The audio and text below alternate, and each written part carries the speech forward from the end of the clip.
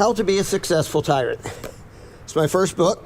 I finished writing it in 2005, and it came out in 2006, so I finished writing it 15 years ago. It's currently out of print. I'm working on getting the second edition back into print.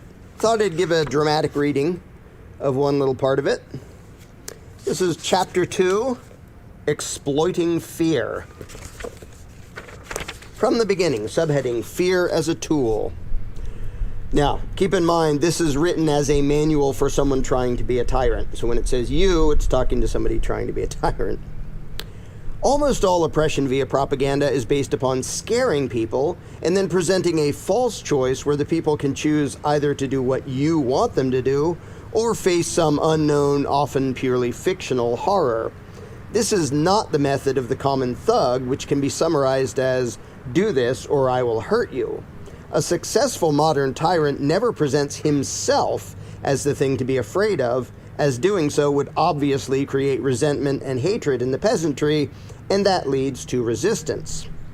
Every thing to be feared, or TTBF, with which you terrorize your peasants must be presented as some separate outside evil that only you can save them from.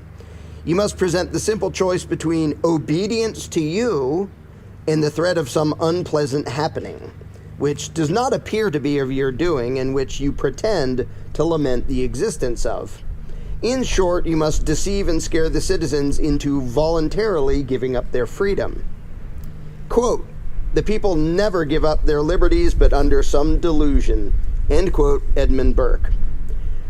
A simple example would be making up a plague of some sort, assuring people that millions are doomed to die, and then claiming that giving you a lot of money and control is the only hope of averting disaster. Or perhaps, instead of making up a disease, you can pick a real disease, grossly exaggerate the risk it poses to the peasants, whip them into a frenzy, and then present yourself as their only hope for salvation, which, of course, will require you to be given much wealth and power. Recent history gives many examples to build upon, such as AIDS, anthrax, mad cow disease, etc. Even the common flu can be used to spread alarm and panic in the peasantry.